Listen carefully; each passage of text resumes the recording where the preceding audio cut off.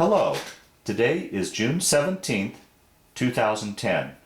We're meeting today with Mr. Alfonso Villa at his home in Frederick, Colorado. My name is Brad Hoops. I'm the interviewer for the Northern Colorado Veterans History Project. Welcome, Alan. Thanks for sitting down to tell your story today. Okay. Let's start out, if we could. Tell us a little bit about yourself, your date of birth, where you were born, a little bit about your family. Yes, okay. Well, I was born here in Firestone, Colorado on December the 23rd of 1921. And I've been away from here the time I was in the service, which was about 3 years. I'd say, roughly. And then I was away, before I got called, I was away for 9 months in Phoenix, Arizona. I was doing a little bit of work that they had over there because there was not much. Well, there was work around here, but not that much during the hard winter months. Oh, right, okay. They had work over there, but they didn't have it here. And I had already skipped school. Oh, is that right? Yeah. Yeah. Well, I went to the 8th grade. Okay. And then from there on, I was on my own. Is that right? Yeah. Yeah. And Now, did you have any brothers and sisters? what? Any brothers and sisters? Oh, yes.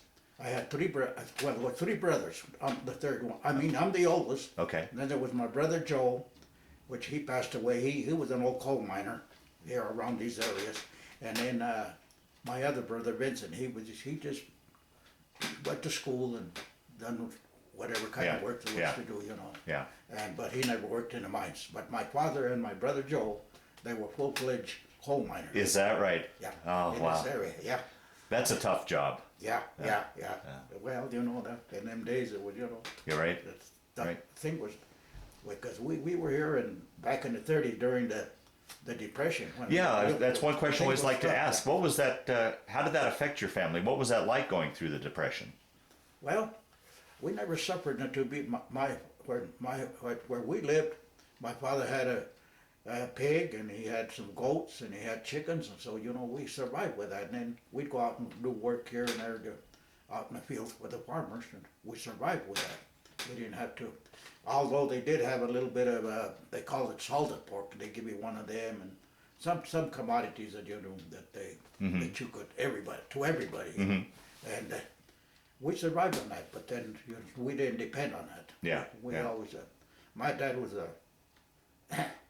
good hustler. Is that right? Yeah. Yeah. He worked in the coal mines. Well, my father was born in Old Mexico, Morelia, Michoacan. And he came down all by himself, and he learned how tough it was, So he made it here, and he met with my mother. My mother was born here, but they made good. My father passed away in 1943 when I was in the service. Oh, boy.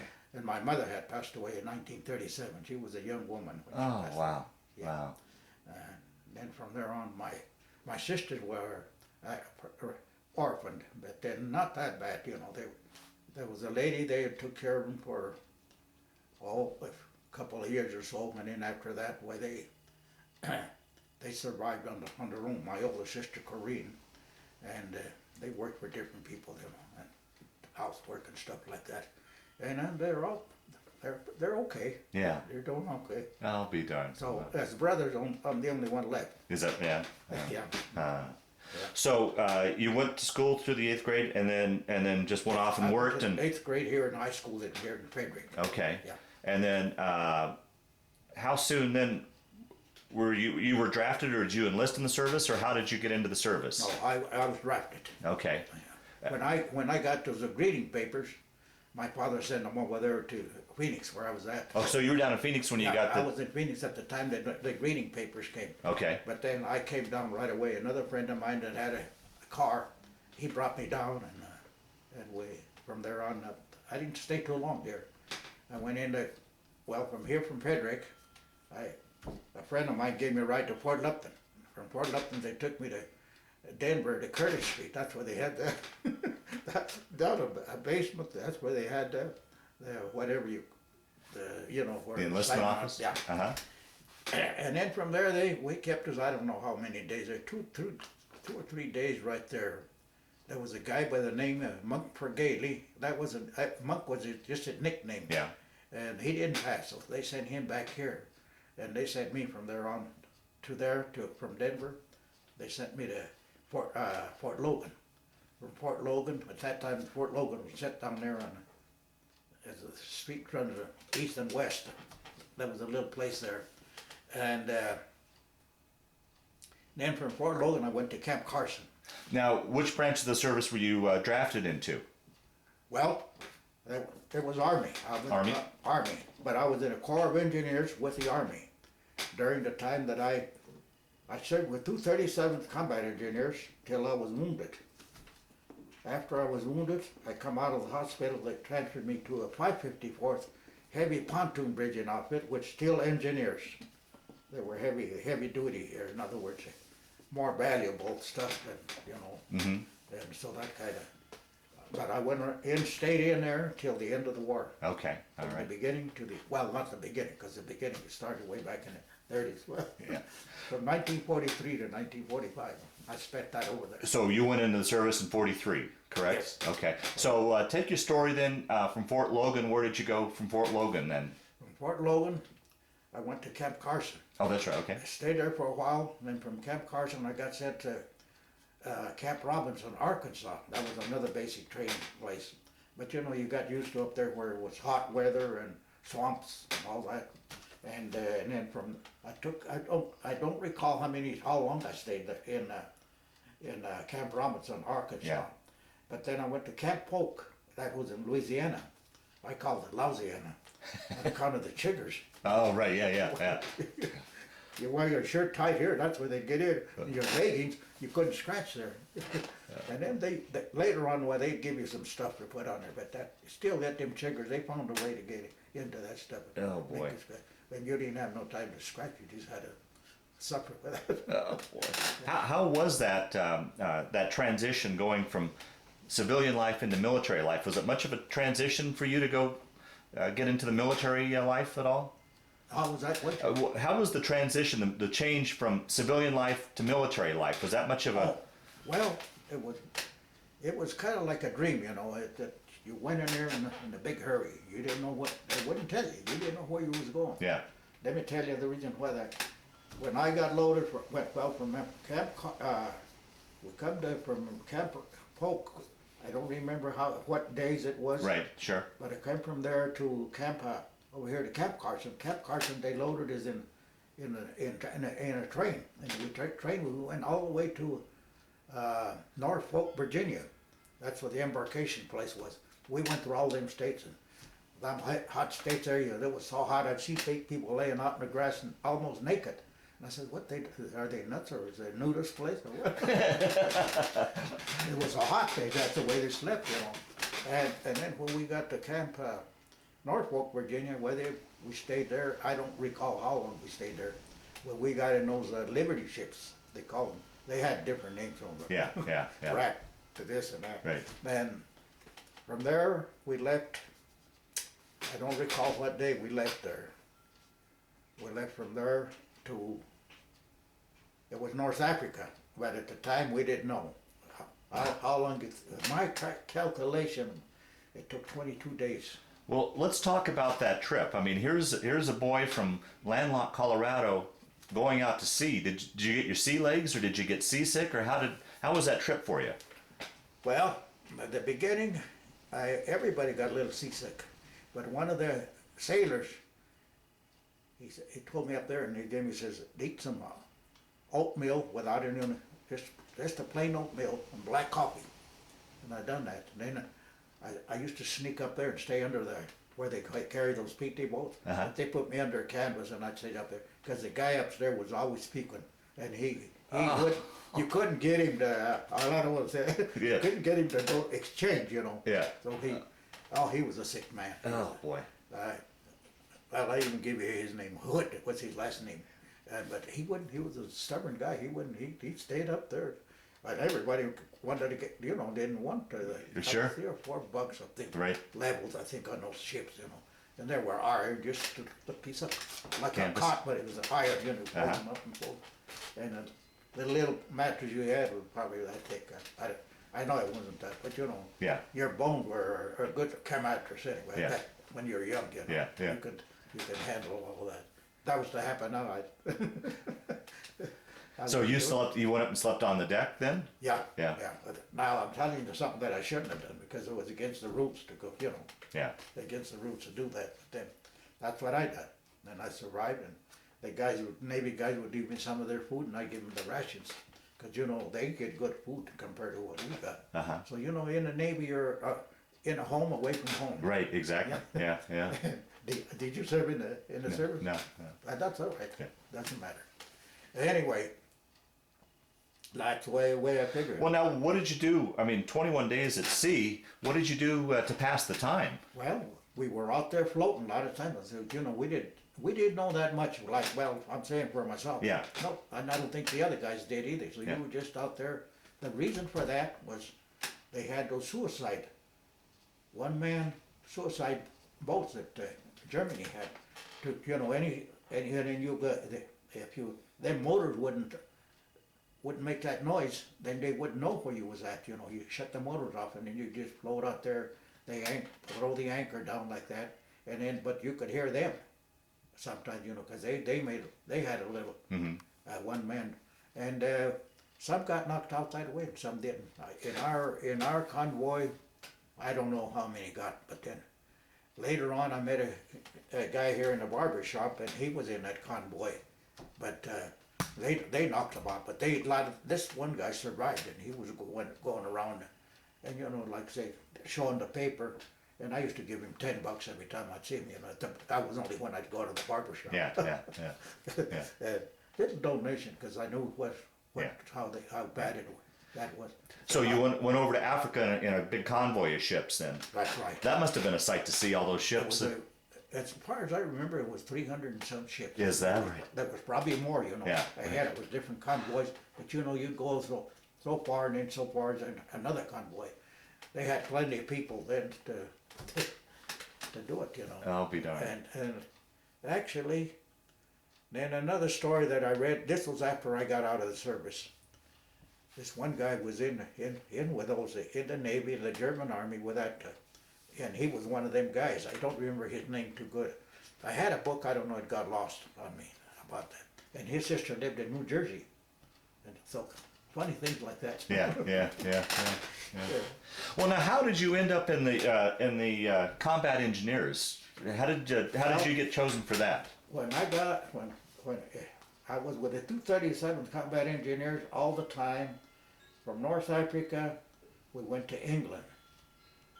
I call it the little toy boxcars the French had. They weren't as big as ours, you know, but we got in boxcars. They loaded us all up in there and rolled us all the way from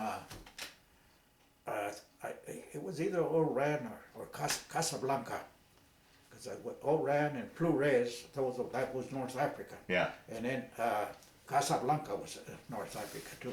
Then there was the French Morocco and the Spanish Morocco, of course. I associated a little bit with some of the French Moroccans, but they were mean guys. Oh, is that right? Yeah. Just to look at them. Yeah. I remember vaguely, but then I do remember. But they, you know, they meant well. They knew you was up there for. They knew something like that that we were up there for that purpose. Yeah. Help them. Of course, you know, some Frenchmen. I don't know. To me myself, they never did tell me nothing like that. But some of the guys said, "Oh, well, the French they won the war by themselves." Well, you know, that's, you know, you hear different stories. Some guys say this and some guys say, and I said, well, I was there and they treated me nice. Yeah. They'd bring a box of grapes like that, and I'd give them a cigarette because I never smoked. I gave them a cigarette, my rations. From your rations, And they were old gold and, you know, not the fancy cigarettes, Chesterfield. And, Chesterfield was up in there. But Lucky Strikes and Camels were their favorites of ever. So I'd give them to my buddies. I'd give them a package, they'd give me a carton. Black market. Yeah, right, sure. So now, how long were you in Africa, roughly? Well, I spent the winter of 1943 in Africa, because I remember they celebrated for Thanksgiving or Christmas, I think it was Thanksgiving. They said it was turkey. Every take a bite into hardwood. That's how it is. And we had a good cook, but then you couldn't do nothing. They've been frozen and shipped around, frozen again and frozen again, and that's what does that to the meat, you know. So, Well, now in Africa, were you just? Did you see any action there, or were you just training in Africa? What was your? we done some training there, and most of what we done in our outfit, we guarded prisoners. Oh. And we guarded equipment, because right now the beaches are, you know, it's safe. Well, as safe as you could call it, because we had, they were all covered up. I'm not going to say there were probably tanks and big artillery guns, you know. Like they were covered. We were supposed to guard that. Nobody would just, you know. And when you're a guard, you just walk in here. You don't know what's in that. Yeah, sure. You know.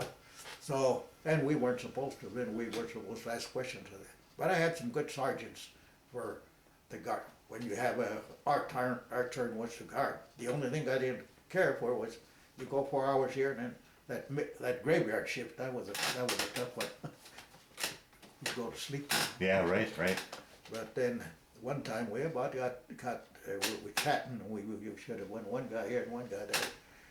And the sergeant was nice. He said, "Well, you guys, see, it could have been somebody else, you know." He said, "Well," so it buried pretty deep into you. Yeah. You say, "Well, it's me that's going to be." Yeah. Kaput. Wow. Well, anyway, those little things happened to not only us, but many guys. Yeah. Many of them didn't live to tell it. Yeah. Well, anyway, like that's what we done in North Africa, and then for North Africa, we went into Invercombe, England, by train too. You know, if I remember right, I think that's where. No, Invercombe was one of the places. There was another place you could see the water. You'd think it was from there to here. It was very deep water, but real clear water, kind of like palms in that Invercombe, England. And then from Invercombe to England, I'm missing something there. Yeah. They put me in the demolitions crew. Oh. So I was supposed, on the paper, on my discharge, it says expert demolition. Didn't have to use it when it came to knocking those obstacles Mr. Rummel had built, because if you'd have done it, you'd have blown this guy and them and us. Yeah. It was dangerous.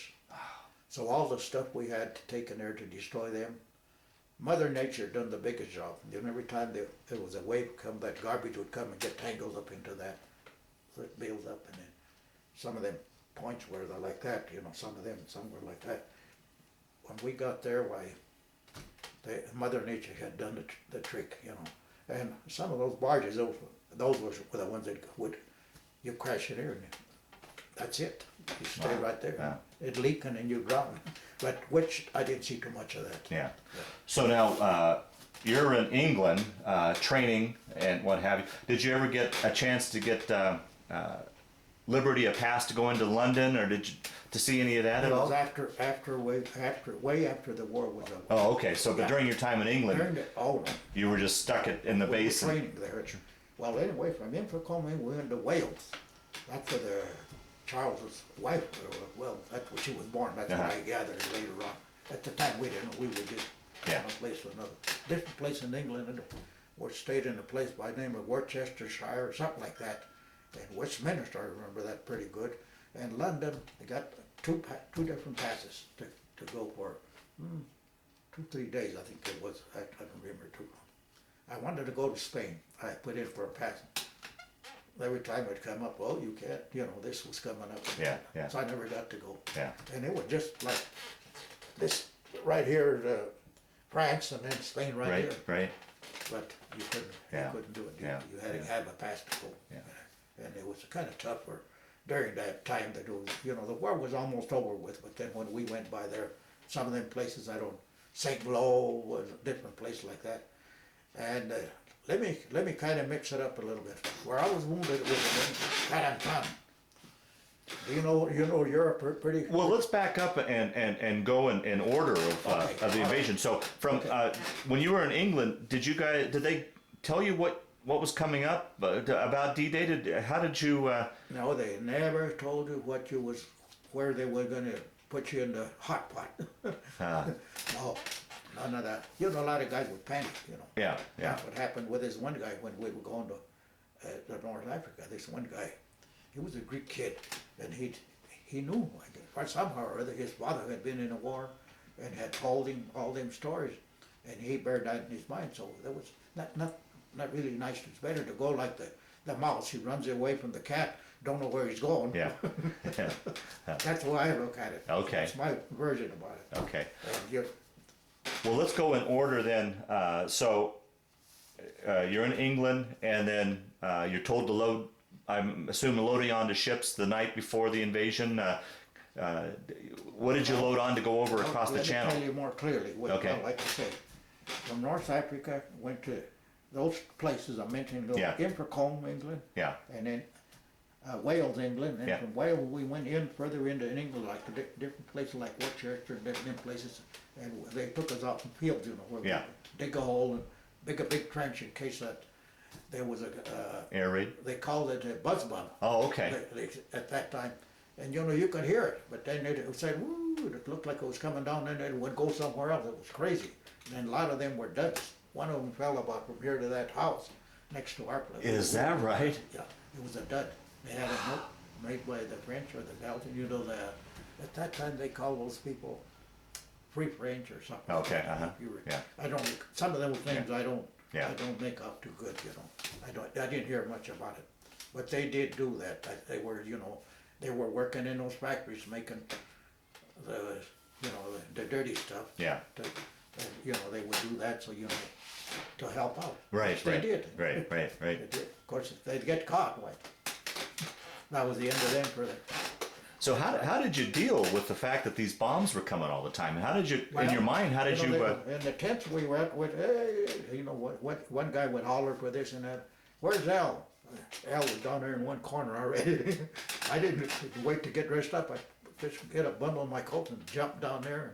And Jeez. that was one of the things I know that he didn't do that. You couldn't say, well, I'm going to look around the way. Yeah, you just You had did. to get and go and do it. Wow. Like wow. if you have to go to the can, you got to do it, or else you do it in your pants. Yeah. Anyway, those kind of things I laugh and at the same time with it. That's why I guess I'm here. Yeah. Wow. Wow. Some of those things, I don't know. Well, to talk about leaving England across the channel and continue your story from there. No. No? I wasn't at the channel yet. Okay. When we were, all that training we took in England, we were getting ready for that. Okay. But the ones that knew that were the officers. Yeah. Right. The officers.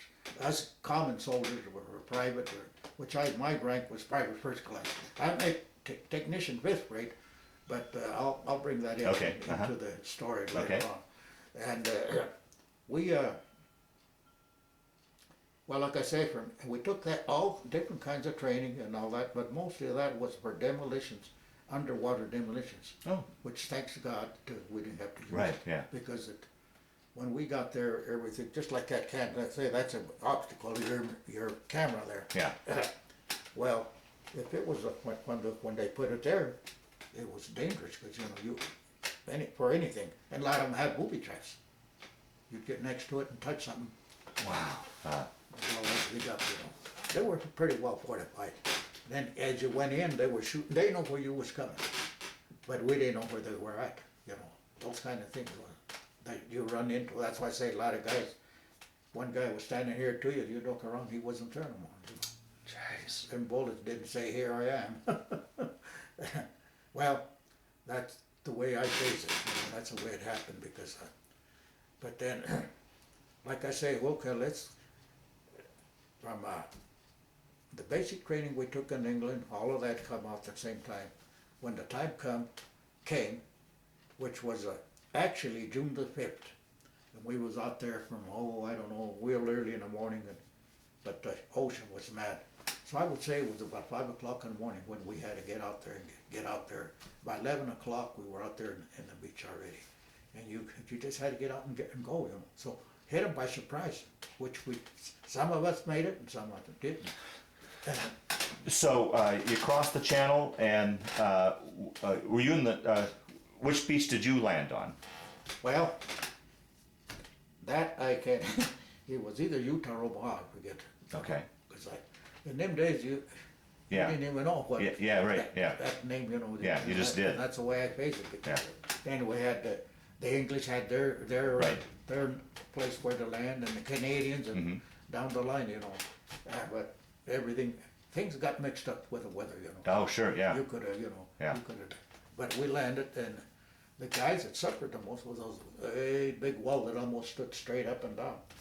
They had to use ladders, rope Yeah, ladders, right, and stuff right. like that. But then those guys up there would cut the rope or shoot you down. But then the Navy and those, they done a good job because The big guns. they were shelling them pretty heavy, and they were well fortified. You know, the fortifications they had, they were well set up. But then when a big heavy shell hits anywhere, if it don't hit direct, the concussion will drive you nuts. You don't know where you're going. You know, so a lot of them guys running around in those. They had like a trench. This kitchen was a trench. Deep. The well had. They were made out of good rock, good cement, or whatever you want to call it. And but you know, in there, they either get somebody throw a hand grenade or something like that. And they were, you know. So when we got there, it was pretty well. Some of the troops that went ahead of us, because there was the Rangers, the paratroopers, and different kinds of engineers that were at the time that we did. There were a lot of combat engineers besides us, you know. There was 237, and I forget the other numbers that were there. And I met some of the guys in the hospital, which I didn't stay there too long. That's another thing, I don't remember how long I stayed in the hospital. Now, when you landed on the beach, it still hadn't been secure. There was still fighting going on. Oh, yeah, there was fighting all the way through till, like I say, even after I got wounded, they still kept on going. And where I got wounded, quarantaine, that's the way the French called it. And from there, the medics took me back in a stretcher, put me back in one of them. I called it the grasshopper airplane. They had the tail end, and that's where they load you up. I forget the P-47, what it was. And there they take you across the channel. See, I was in the 74th General Hospital in Southampton, England, after that. Then I don't know how long they kept me there. Then when my eye was plugged up, you know, I still had a patch when they put me back in the lineup. Well, talk about how did you get injured? Can you talk about how you got injured? Well, we were. You know, when you got in there, you had if your gun wouldn't work or something like that, your rifle, which I had a 30-30 Springfield, and then if that didn't function, that wasn't the case with me. There was me and this other guy, a sergeant by the name of Montgomery. I remember his name real well, and he was a man about your built, and he was a very bright man. We dropped our guns and we got into a machine gun because they had killed the machine gunner, the guy, the gunner of the machine gun, the crew. And me and another guy, I can't Healy, I think was his name, and he was another brave, pretty, a good sized man and a brave man, and so was Montgomery. Well, when we were in that machine gun entrenchment, they were over there in the hedgerow, and it was a lot of hedgerow fighting, which there's no, unless you're under the hedgerow, you dig a hole, and and they knew where we were at, but we didn't know where they were at. So when they landed a mortar shells, that's when I got wounded. Oh, so the shrapnel. Mortars were big, a little bit bigger. They were 10-year, but they were bigger, you know. Ours was, I forget what gauge they were, but they were good. If you know how to operate one, you could put it in your pocket. So you got hit by shrapnel from the explosion, and caught you in the eye? Yeah. And I don't know if you can see across. Oh yeah, Across here, cut this all the time. This was hanging down. And this my ear. They made those little. That's all that's left. Those little bumps. And right here, the scars there.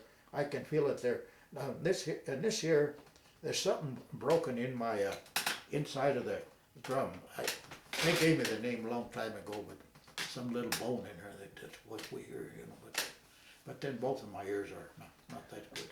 And I see that you wear a hearing aid. Was that caused by that? Yeah. Oh boy. Well, yeah. But like I say, it's not. Yeah. It's like when I put new batteries, it's either too loud.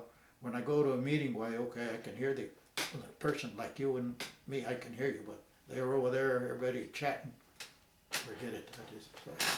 Now, were you knocked out? Did that knock you out when? Yeah, my medic said, hey, you stay there, keep putting me in the stretcher. And I got up looking for my rifle. Well, you do goofy things. Yeah. And I don't care what man says he wasn't afraid. He's lying. Any man that says they weren't afraid, no matter what time, what the situation was. Well, that's one question I always like to ask. And you were coming up to the beach, and you knew you were going into harm's way, into danger. Yeah. What's going through your mind? How do you prepare yourself for something like that? I hate to say it this way, but there you go over there. You couldn't see the enemy. Yeah. But you still, if he'd fire one, then you'd give you an idea where that person or a bunch of them were at. That's the way I looked at it. So you'd fire into that. Because a lot of guys said, well, I killed so many. That's not nice to say. Right. Because it's another human being you're killing. That's the way I look at it. Yeah. Even though you got to say, well, first come, first served. Right. That's a bad way to say it, but that's the way I face it. Yeah. And so I got that far, like I say, till I was wounded, and after that, after that, the 237 Combat Engineer, they wiped us out. So there was 3 guys that I met in a hospital. They were survivors too, and then we went through a lot way before that. I wish I could remember what we went through. So that's why I say to this day I don't know how far in we went. Where I was wounded, Carantan. How? Do you have any maps of France and Germany? Mm-hmm. How far in from the Normandy beach would that be? I'd have to look, yeah. Okay. Yeah. So you made it off the beach, okay, but you were injured inland is where you got your injury. Okay. On D-Day from the beach, when we rushed into there, made it as far as Carantan. And after I was wounded, they sent me back to the 74th General Hospital. Were you injured on D-Day, or was it No. I survived D-Day, Yeah. but I went from D-Day to as far as Carantan. How many, was that just a couple of days? Do you have any idea how many? I can't give you an answer how many days or how many towns we took, and then I know we took several of them. There was a place they flooded, I'd say it was about from here, it was just like a field, a swamp. Not a swamp, it's where they raised the stuff, but they flooded it because it was a low spot. They flooded, Right. And the water was dirty, and there was dead people on both sides, Oh boy. And then you've been in a lake or something where there's pieces of sticks floating around. Well, these were human beings. Oh boy. We went through that, and that packet, carrying that packet, which weighs I'd say close to 100 pounds, and wet. You can, a little guy like me. Yeah. Oh boy. Anyway, sometimes that water would come up to here. But so you had to walk through these flooded fields. Yeah, and get to the other side. And that was way before I got wounded, but that's some of the things I remember. And like I say, some guys didn't make it, because you was a good target there, You had to go real slow as you could, like a snake, A snake don't go straight, And that's the way you're supposed to do it over there, You don't go straight. You zigzag, and maybe that's. Sometimes I say, well, that's what saved me. He was a big guy, and you was the bigger target. But I don't exactly say that. I don't like to hurt nobody. Yeah, right. And especially when we were over there, because you watch for me, I watch for you, and down the line. Right. That's what happened. And it must have been tough to see your buddies getting injured and killed. I mean, that must have been a tough thing to see. Well, see, you couldn't hard to. Let me tell you a little story in between. After we got on the other side, this was before I got wounded. Anyway, we had a guy in it. I'm not going to mention his name. Yeah. He probably didn't make it back. He got injured, and he was crying and hollering, and he stood up and run. And one of the sergeants said, somebody tackle that guy. Well, you know, it'd give us all away. You know? Yeah, right. And finally, the guy tackled him, and they said, where you hurting? Where you hurting? And the only one he was bleeding from his cheek. A bullet grazed him, but you know, it probably hurt his hearing or something. I never got to talk to that guy after that. But he was, well, that's what I say there. A man that don't say that he's not afraid, he's lying. Yeah. But of course, I don't want to say that because a lot of Yeah. guys don't say that. Yeah, right. A lot of Yeah. guys won't tell you Yeah. what they went through. Yeah, And I says, what? Why not? yeah, Tell it to the rest of the people so the world knows absolutely. what their children or your children has to go through if you have to. If you have to. Hopefully, nobody has to. Yeah. Or another. Yeah. Well, how did you deal with your fear? How did you function, do you think, with your fear? Well, after like I said, after I was wounded and went back to 74th General Hospital, I don't recall how long they kept me there. Yeah. They couldn't have kept me too long because the patch was still there, you know. And I could see good with one eye. And I could handle the rifle. And So they just patched you up and sent you back over again? They needed you so bad, you know. Wow. The replacements weren't that quick. They had to send way over here and then, you know, and it was, with that happening, it went pretty fast. Just Yeah. like you throw a bunch of sardines for a big old shark. He's going to eat them all at one swallow. Wow. So you have to slow down. That's the way I look at it. In my memory, when I look, I remember some of those things. I said, well, if they couldn't replace you that fast, you know. But they did replace whatever they could, you know. And, well, I think they done. Some of the generals I gave a lot of credit. Now, you probably heard about Patton, huh? Mm-hmm. Well, he was a good general. But with his blood and your guts, he went a hell of a long ways. Or, I mean, his guts and your blood, he went a hell of a long ways. Yeah, right, yeah. That was an old saying. You know? Yeah, right. And you know, that man never did come back over here. Did you know that? Right, yeah, He stayed over there. got killed. I think, to me, once in a while I wondered, I said, well, a lot of guys didn't like what he done. He slapped them soldiers that Yeah, were laying in the yeah. bed. They weren't able to move. They had legs wounded in Right. the leg, wounded in an arm, and they couldn't see good. And I tell you what, they about to see it good. This one guy was wounded next to me. He was laying in the bed. He'd always say, Al, tell me when that nurse is coming. Here. You know, his thing would go up like that, and she'd come by and he'd tell me, just touch my bed, and I know she's coming. I'll be ready for her. I don't know if that ever happened. I don't know when I was there. Things like that. You know. Build your morale up. You know? Yeah, oh, okay. And that's what a lot of nurses done. You know, Oh, build your wow. morale up. Wow. So, but to this day I can't stop laughing. But I tell it to some people. Oh, you're telling a story. No, that's what happened. Yeah. A lot of goofy things happen. Yeah. Well, you might call it goofy, but it happened. Yeah. He was pretty bad. Now the reason why I'd mention that, he couldn't see. Right.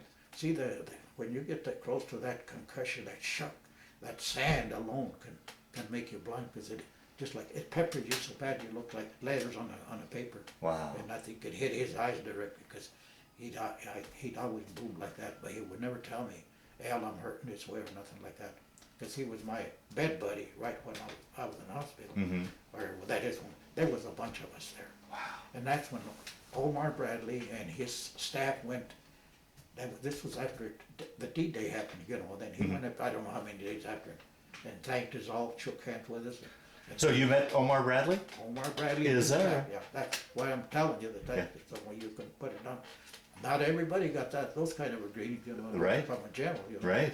And then I got Now, were you awarded the Purple Heart in the hospital? Yeah, Okay. yeah, in the 74th General Hospital in Southampton. Okay. I earned a Bronze Star too, because they gave us that came from the mouth of Ike. You know, anybody that survived those beaches, the D-Day, had a Bronze Star and was a hero right there. Yeah. Well, absolutely. Yeah. Yeah. Well, you know, a lot of people don't. Wait, where would you went? And that's how they don't realize, but don't. And when I hear that, it makes me feel good. Yeah. Yeah. Oh, absolutely. Yeah. Well, let's continue on with your story then, Al. So they patched you up at the hotel. I need to take a little bit. Okay. The reason why I say that, no, I don't Yeah. have any. Because the buddies that were with me, you know, they didn't make it. Yeah. And that's what, And you still think about it to this day, 60 some years later. Oh boy. yeah. It's good to let it out. Yeah, oh, absolutely. Yeah, yeah. Otherwise, I don't want to die tomorrow, later on. Yeah. But a lot of guys come with different names. You can't hurt that piece of rock.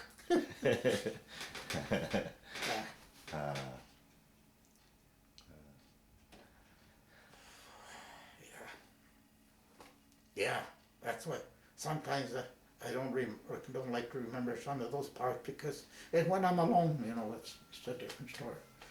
But now that somebody that I appreciate what you're doing deep in my heart. It's 66 years ago, but Yeah. Yeah. And it's still fresh in your mind. It makes but it makes me feel good. Yeah.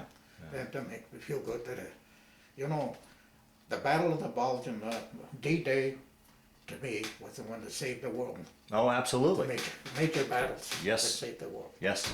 Because all the world was in jeopardy, but we come out good. And, well, that's why I say that. But then. So let's continue on with your story, Al. After they patched you up in the hospital, they sent you back over again. Where did you go from there? They let me out of the hospital. I thought I was going. They asked me where I wanted to go, so I wanted to go back with my outfit. Then they told me, says, you don't have an outfit. Ah. So I said, where are you going to send me to? I said, send me home. Forget about that. They didn't say that way. Yeah, I said, you're a medical guy. You're going to go in there. So these recruits are going to put in there, advise them of this and that. Okay.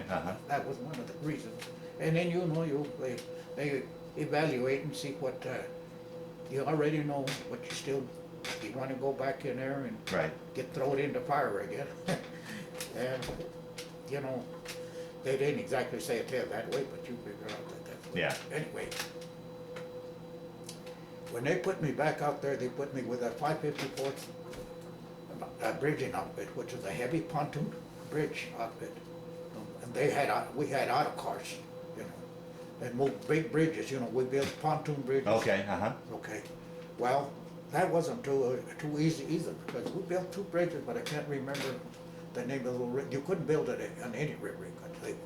They had already destroyed the bridge, the main bridges, but they threw garbage in there, and then you throw like barbed wire, and you throw the chicken wire, and it all rolls in, and as the power of the water rolls and it builds up, and it's like a what do you call those on the pins on the this long time ago.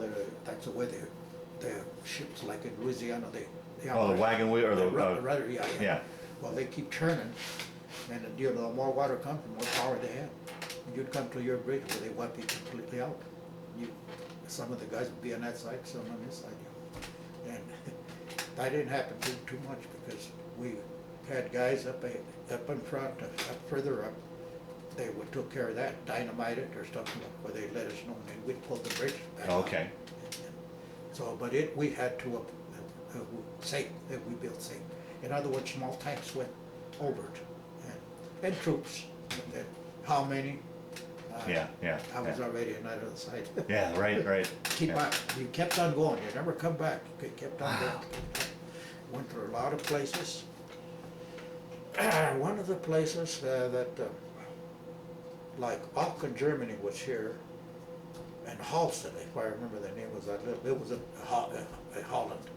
That's where we were over here. There was a big hill like that, and Aachen was here. Now that's where we stayed in. What do you call it? These burgermeisters owned it. It's a great big, huge place like a hotel, but it ain't. It's only one family lives there. Well, they let us have some of their quarters, Okay. For the outfit, for the 554th. Now we went. Not all of us were there, but then some of us were there, and then from there we went on to other towns that I can't remember, past Aachen like I say, a lot of the places, you couldn't see the names, the names Yeah, yeah. were pretty well destroyed. Yeah, Everything was ruble. Talk about what you were seeing as you're going through these towns and the destruction and. Yeah, well, that's, okay. Well, like I say, after that, you couldn't see some of the names, but everything was ruble, demolished completely.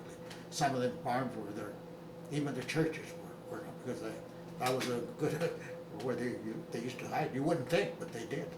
Well, war's war, you know. Yeah, that's true. There's no Sure. respect for that. And in fact, some of them got caught in there, but they gave up. And the church, saved the church. You know. That some of those little French towns, Belgian towns, Mm-hmm. and that's where some of the things that I seen. Like I say, other guys were there too, maybe from here to that window, and they seen something different. Yeah, sure. Right? Yeah. Okay, from there, I went to, when we were building the bridges, but I can't remember how, there was a roar, the roar was a big river, I think. Right. Yes. And there was another big river. The rivers we built, those bridges were small rivers. Sure, I can't recall. We did build 2 bridges. Now, was the area that you were building the bridges at, was that secured, or were you coming under fire as you were building the bridges? We secured it on both ends. Oh, okay. Okay. We secured it. The troops that were up ahead of us, they kept good to it. But here, one of the times, here comes a guy and it says, he had his 2 guys, he had their hands up, they said, comrade. And this one guy didn't go for it. He said something, so he shot him. And sure as heck, they were booby trapped. Is that right? Oh, boy. They were booby trapped, and you know, see, so sometimes in Spanish say, la confianza mata al hombre. Confidence, you're confident, it kills you. Curiosity killed the cat. Yeah, right. Yes. And I said to it buried into my head, well, but you know, you hate to shoot somebody, Yeah, especially yeah. when they come up, giving up, you know. And I says, that's one thing I feel good about, because I never did do Right, that, never right. did do it. And some of the guys that done it,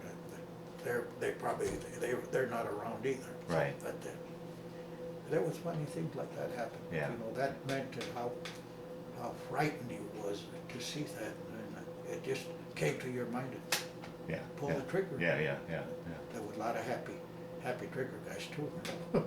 Shoot at anything. Yeah. That was the wrong thing, because you'd give herself away, and then they'd know who you were. Mm-hmm. And I didn't like that. But I survived that. Now, how long did it take for your eye to heal up? What's that? How long did it take before your eye healed up? Oh, during the time I was in there was medics that used to take care of, put a new patch on there and kept it shut for a long time. But I think all the strength went to this side. But then I've had to, finally I had a cataract moved on there. There was a doctor there in Denver, I can't remember, 1837 Larimer Street. He's a Jewish doctor, pretty good doctor. He's done the job. It cost me $2,000. Of course, I was working for Western Paving. The union paid part of that, so I ended up paying them good. You know, they don't pay. Yeah. How that works. And, But you had to wear a patch as you were going across the Yeah. following the war. Yeah. There was a lot of guys that were worse shape than I was. They were up there, but they knew what to do. You know. Were you in any pain from that? Were you in any pain as you went along, or was it just the patch? Did you have any? No, it was just a patch. But no pain. You weren't feeling any pain. Well, not really. Okay, Not okay. really. If it did, I didn't have time to. You know, your life was at jeopardy. It's a funny thing. That's a funny, good question, and it's funny how I survived. Yeah. Because I hurt here, I hurt there. Cut their hand there. No, we don't do that. They knew what, the doctors and the staff knew what, you know, the experts, you know, they knew. And that's where I give a lot of credit to the general that I served under, Omar Badley. He was a considerate person, very, very considerate person. They called him the soldier's general, wasn't he? He was the soldier's soldier general. Yeah. Yeah. Very close to his man. Patton was different because, you know, he's a you'd say to him, "Oh, I can't go on." He'd call you a dirty word or smack you if you'd let him do it. And you know, I'm surprised he got away with something, because a lot of guys respected his because he got to be a good general, and he had been there during World War I. But then, anyway, the way I heard it, I want to mix it up. Is that all right? Sure, fine. When he was over there, he had a Cadillac, and that's what his chauffeur used to drive. But when his chauffeur crossed across that road, that's when they hit the car, and it hurt the general. It didn't hurt the chauffeur. Right, right. So I don't know how many years or days he lived after that. Just a couple weeks. Yeah, He died right after Right, that. right. So it was meant for him. Yeah. Because the people over there and the one from here didn't have that much of a good word for him. Right. Now, did you ever have a chance to see Patton? Did he ever come around where you were? Yeah, that's what I was did. We went like a rendezvous. Ike was there, Omar was there, Patton was there, and Monty was there. And they shook hands with all of us because we met there, you know. Wow. Huh. That was a rendezvous, yeah. And you know, whenever a general talked to a soldier like me, and the other one, not only me, Yeah. you know, even sergeants. Right. That was real nice, you know. Wow. And made you feel like going ahead and doing the job that had to be done. Make you feel a lot better. Yeah. Prouder, you know, to do it. And that was only happened one time that I remember. Other times, but then when they didn't come around shaking hands. They stayed up in there in the high ground. You know? Right. Yeah. Sure. Yeah. But and then, like I say, I had a lot of respect for Irwin. Oh, okay. Rommel. That man who done all the good stuff that they had. You know? Yeah. And he was a very brilliant man. Yeah. I don't care what anybody says. That's the truth. Right. A very brilliant man. The fortifications he made and all of that. At the time that I went through there, through the beaches and all that, I didn't get to see some of them, but I see some of them now that I watch. I like to watch those programs. Yeah. Oh, I love to watch it. And you see some you don't. Yeah. And my grandson, he likes to take, like you do, he takes it in. He says, "Grandpa, here's a World War II." He says, "Well," I says, "I wasn't there," which is true. You know, I says, "I was in someplace in D-Day, and some of them fortifications, I know they were there, but I went like a mouse." Oh, okay. Yeah. Well, now I went like the way we met, you know. Did you ever see movies like Saving Private Ryan? Did that do a pretty good job of describing what it was like? Now that you mention that, I took this lady here with me because she has a son that she's just my friend. Yeah. I read here. Anyway, I took her. We went to see Private Ryan. I had to pay. Yeah. And you know, it was free up here on 120th up on the hill there, or whatever the name of that theater is. And we went to see Private Ryan. Well, I liked the beginning of it, but then the rest of it was just bad. But when they were showing the attack on the beach, did they do a pretty good job of describing what it was actually like? Some of that was, yeah. Okay, It's like, yeah, I mean, of course, you know, the personnel that's there now, you know, they're people that talk to. Yeah. Well, not knocking nobody down, like you were taking a story from me, and then you take these other guys. Sure. They're doing the same thing. Yeah. And they make a movie, you know. Yeah. But I says, well, D-Day was it was a bad deal all the way around. Right, right. And I says, where I went through, it's a different story, just like I tell other people, just like this there. This little guy was here, this one here, this one here. Yeah. You went through here, the other guy went, they tell a different story. Right. Oh, sure. Yeah. And so I says, but that's what I see, just what I see, and that's all I can say. Yeah. I'm not going to. Yeah. Exactly. Yeah. And that's the whole purpose of this. Yeah. A lot of them say, well, this and that, like the Battle of the Bulge. You know more about that probably than I know. It took place in 1944 in the month of December, and it ended in the month of December. They went through there in January, but it was over with. You know, all the main danger was over with. They had captured. They had given. Now, were you anywhere near that? Were you anywhere near the Battle of the Bulge? I was in there in 1944 during the Battle of the Bulge. I wasn't in there when all the thing, but we went through there. We stood out away from there before we got into that. It's a, what do you call it, a bosque. Bosque in Spanish means a big, crowded, just like those shades are. That's how bad those trees were. You know, you had a big zag, and that's in Belgium. Okay. The Battle of the Bulge Right. took place in Belgium. A lot of people go, oh, well, it wasn't that. I said, no. That, as far as I know, it belongs to Belgium. That part of where it took place. So you were back out. You weren't in the middle where you were surrounded. Well, say here's the forest, Mm-hmm. and we were out here in a plain old field where it was the coldest winter that. Right. Yeah. It was real cold. You could see that snow, the wind blowing. So it was so cold. If you stood still for so long, you forget it. Your feet, your overshoes would stick to the ground. You know. So. Did you have plenty of warm clothing? Were you clothed properly? Did you manage to stay warm or? Yeah. Yeah. What I done was I'm a little guy. Yeah. Took different overcoats and put on overshoe over plenty of socks. Otherwise you wouldn't have survived it. Even though a lot of guys froze their feet and they were bad. A lot of guys, they had to pull their feet out of there because it stuck to the mud where the snow. Jeez. Yeah. I seen that.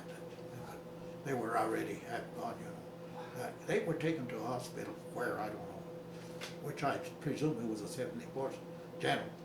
Now that I hear, at that time I didn't know. They were just I can't believe we were. Yeah. That's why I say sometimes I stop and think and I think, well, what were they doing with all these guys? And that, you know, that they had medics was something, but that was a wonderful person. The medics that took care of me during the time that I took basic training, and then over there, till the day that I got wounded, he was there with me. His name was right now.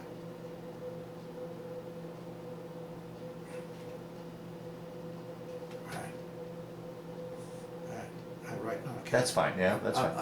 I'm looking at him, but You can see him, but but I yeah. can't remember his name. Well, that's been 66 Yeah. years, so that's understandable. He was a wonderful person. Yeah. He doctored you up in her. Yeah. You're good for this and this and that. And he built you morale. He helped you. That's what I call a good medic. Like, you have to have the wagons, the guts to tell the other guy, keep going in there, because there's no other way out. You Yeah. just have to do it. Right. That's at that time. Yeah. Well, now, as you guys were moving along with the war in the front line, where were you staying? Were you taking over buildings and staying in buildings, or were you sleeping outside, or where were you? Slept outside. If you had a tent or you had a foxhole, that was a good home.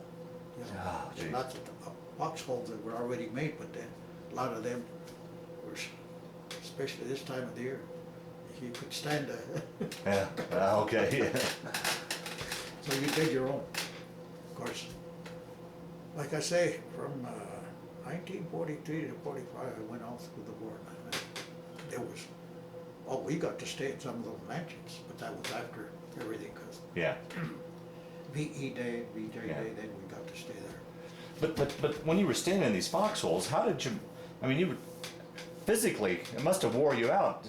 Living out in the conditions for that long period of time. It must have been. You had to stay. You had to figure out yourself how to dig something. There was no such thing as a tent, because you were dead giveaway. You know? Yeah, yeah. The more you'd hide, the better you survived. Wow. And that was not only one guy, 2, 3 guys. And then, like an auto car, but you know, they had protection. They had that big box in the back that was made out of steel. They put stuff in there. I used to crawl in there and hide in there, you know, I Yeah. was sleep. Yeah, yeah. That nobody, it didn't bother nobody. I wouldn't put Yeah, nobody right, in right. that. But I had my equalizer with me. Well, now, how could you?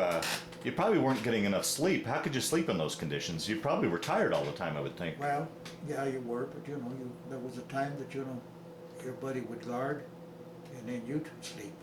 And then when he's asleep, you'd guard, you know. Wow. We got, you know, it wasn't horrible after so many, you went through all of that, there was times that, it was nice. Well, I wouldn't say nice, Yeah. but then it was glory compared to what. Jeez. Yeah. And as far as food, you just had your rations. That's what you guys survived Well, on. we had the guy. I remember this one guy. He used to deliver ration to us. He was a colored guy. They were in a quartermaster, and he come up in one of them 6x6. That thing would sit bouncing up and down. You could hear that one. That was a quartermaster guy bringing up our rations, and everybody was glad to see him because he'd get rations. He'd come, go right back. We were ready for more because we would eat those C rations and K rations. That's what we got. And when you're hungry, You'll eat anything, huh? everything was good. Right now I don't think I'd care for any of that. But then we went. That's what we had. And some of the enemy stuff was it was good stuff. Like they had berries and stuff like that. But this one guy, he was mean. He put the rock and says, "You eat first," and they'd give us they'd come and be friendly, give you some rations. I said, "Well, yeah, that's a booby trap, and that's the way you had to learn to do to take it that way." Right. But it wasn't like they give you something in trade, and it was good. But they would eat first, and then this one guy, he was a mean guy. He says, "You eat first, and I'll eat." Okay, so what's as you guys are moving along with the front lines towards Germany, did they ever give you opportunities to go back for rest and relaxation, or were you just constantly moving? kept going. Kept going. Yeah. The way I hear, they heard it at that time. We got about 14 miles this Berlin. Oh, really? Not 14 kilometers. Okay. 14 kilometers. They were know that by kilometers, Yeah, not mile. yeah. Which a mile is bigger than a kilometer. Right. Yeah. But anyway, that's what the guys. Some of the guys that the sergeants that they had more of a chance, and that was part of their job to do stuff Yeah, like that. yeah. Sergeants, and some sergeants were very bright, some brighter than some of the officers. Yeah. Well, anyway, that's the way it was in the time that I was. Like I said, I'm not knocking no rights Sure. down. Because Right. you go to school, you learn. That's nice. But over there, you had to put all your school into work. Right. Do it.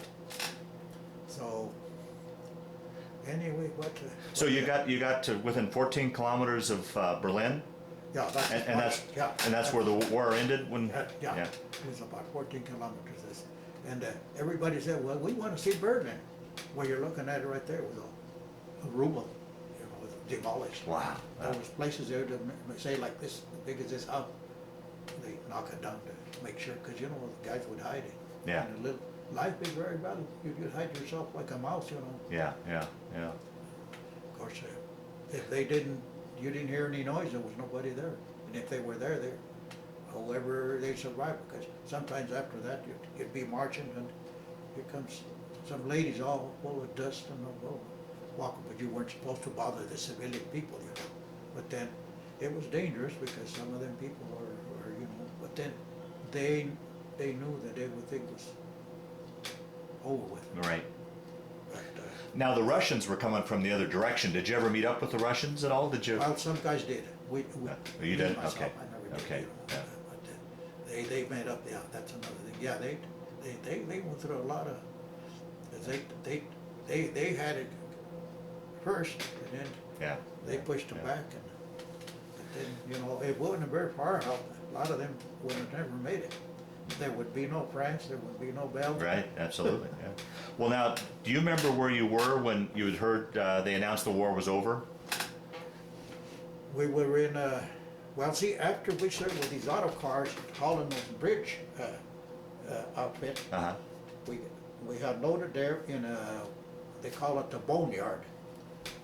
I loaded them so they could ship them back, well, not right away, but then they probably stayed over there, Then we start hauling logs, in other words, cutting trees. We just call the trees like that, take them to a mill, and they cut them in, not the finest thing, but Yeah. they make a Okay.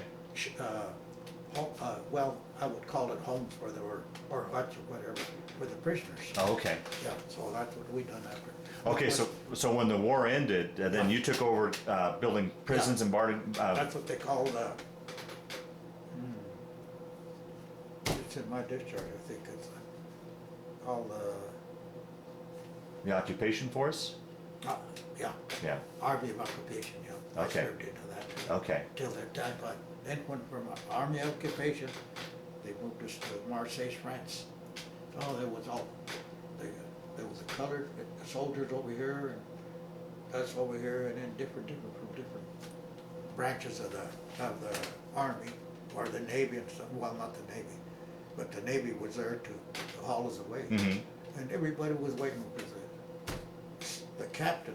I kept asking, what, I have enough points to go home and come back and go home again. And he says, I know, he says, I know you're an old soldier. He says, but you're in with this group, that's the way it is, you know. And so. Well, now, did you have any worry that maybe, the war was over in Europe, but it wasn't in the Pacific? Was there any worry about you being transferred over to the Pacific? You got up a good point. I was going to say, well, you said it for yeah, we were in Marseille, France, getting ready to shipped off. Well, that ship they put me in with these other guys, it said Manila Bay destination. Oh, no. So I asked the captain, I said, how come you're sending me over there? He says, I felt like, don't you think I'd done enough? But I didn't have the guts or the Yeah. shape to take. And he looked at me and he said, Al, you're going over there for a ride. You're going to go see new country. So that made me feel good, so I kept my mouth shut and didn't say nothing. It didn't do no good to ask them, because they didn't know either. Yeah, right, yeah. And so finally we ended up, we were out there in the ocean somewhere, and instead of Manila Bay, they say Boston Bay, so everybody was so darn happy, felt like diving out there. Them sharks were ready for you. Nobody done that I know, but that's part of it. And that's about 10 years. Yeah. And I got here, well, I entered in 1943, and I got discharged September the 13th. A 45? Of 1945, which is here in Fort Logan. Well, somewhere out there, I don't remember where that ship brought us to. It might have been Norfolk, Virginia again. Okay. Yeah. I don't recall. Yeah, sure, fine. And then from there, we come by train to Fort Logan. And then from there, the 13th of September of 1945, Yeah, the year done. they gave me my 2 pennies. Now, you had lost your father during when you were overseas, correct? Did you say? I lost my father. I was in Little Rock, Arkansas. Oh, okay. They gave me an emergency furlough, and then as soon as I got back, I went to Norfolk. You shipped out. Virginia to go So you were able to get back for his funeral then? Back home? You were able to get back home for his funeral? Your dad's? Yeah. Oh, good, Yeah, good. yeah. Yeah, right here in this town. Yeah. And buried my father, and then I went back right away because there wasn't much. Right. My sisters were in an orphanage, and my 2 brothers, they were doing okay. So Yeah, They were doing okay, so they gave me a 14-day furlough, and I took 9 days. Wow. So, Yeah. I Yeah. just went back. Yeah. And the sergeant said, good thing you did. I'd have probably went to the Pacific or something. Well, see, that's the way they Yeah, work. right. And that's what my sergeant told me when I got back. Well, now, when you got discharged then, where did you had no home to come home to? Where did you go? My brother was living in Utah. He was a coal miner. He went from the coal mines here, he went to work for Kaiser. There was a company by the name of Kaiser Fuel Company in Price, Utah. And he went with them because he worked with another guy on the machinist, and they had a job all the time. And right here, the coal mines were in 45. They were before that. They kind of gave out. Well, there's coal under here, yeah, but they're for some reason, or a good reason, I guess, they shut them down. Okay. So that's what happened with it. And then, well, I had a cousin here. I came to her place when I got discharged. Then I had which was my wife, which is not my wife now. We divorced, and and I had a few friends here. Two friends of mine had served over there before I did, but they served in Italy. They served in Italy. Okay. Uh-huh. And they were a little older than me. Okay. And they got discharged. They hadn't been discharged too long before I did. I think it was just a few days before I did. And then we buddied up, and then we went to places in Denver, and then we got a job. Well, the first job I got was at the Denver Post Office, and then after that they gave me a job at the Denver Mint. Oh. But 3 months at a time, and they lay off. That's the way it was then. They give somebody a GI that.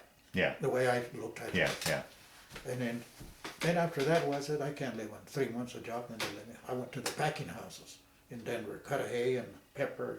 It was a full-fledged packing houses at those times. Then after that, they start laying off people too. So I went with Western Paving. I had a buddy that worked there, and I worked with him 25 years for Western Paving. Is that right? Yeah. It was a paving company. It was one of the biggest. That was that one from Boulder. I forget the name of that. They were rich people, but they didn't know the tricks to the work. Oh, so okay. Yeah. they petered out. Yeah. And then Western Paving stayed in Bull. Actually, the old man was the guy that kept everything going. The two sons that he had, they did. I don't know whether you've heard about them. Yeah. They had a creosote company, which is still there, but it's under a different name. Oh, okay. Yeah. Western Paving sold out to a company in England, and then England sold it to somebody here that I don't remember. So after 25 years with Western Paving, then you retired permanently? Yeah. Yeah. After I worked with him, well, I semi-retired when Western Paving gave out that they wanted to go their own package, and they wanted me to go under their package. I says, no, I'm going to lose 9 years of seniority, pension-wise. And I said, I'm going to lose that just to go to them. Even if they'd have given me their package. Yeah. And I says, no. Yeah. No, and so I went. I stayed union. I'm still Okay. union. I stayed union, and of course, union is nothing right now. Yeah. But I pay my dues, and they give me a little bitty check, which I have a cup of coffee with it. Well, it's not that bad, but it's not that good either. They haven't upped it since all of this has been going, the way the thing, well, you know how they work. Then with all of this here, the spill of oil, Yeah. Right. it's no good. Well, now let me ask you, how was it for you with everything that you'd gone through in the war and were injured and the battles, and then you come home? Was that hard to adjust to get back to normal life again? Was that much of an adjustment for you? I'm enjoying it now. I'm enjoying it, yeah. But then, like I say, it was a little tough when I come back. Right. Yeah. But then, like I say, I work here and I work there, and then Yeah. sometimes those guys would give you a GI a job, and some didn't. If you didn't have the experience there. Right. Yeah. Which is, I figured, well, that's only right. Yeah. In a way, and then. Like I say, I done the work that I thought I could do. Like I worked in an ice house one time, and I said, "What's a little guy like to do? Some of those chunks of ice as big as that refrigerator." I said, one of them comes up, and you slide with it. And that's about it. Yeah. I stayed there a week, and I says, Yeah. cold, and it's a big, heavy job. Of course, I worked for Union Pacific 8 years too before I worked with Western Paving, and I worked there at the Store Department on 40th and Williams, and they 40th and Williams gave up and they went to Green River, Wyoming.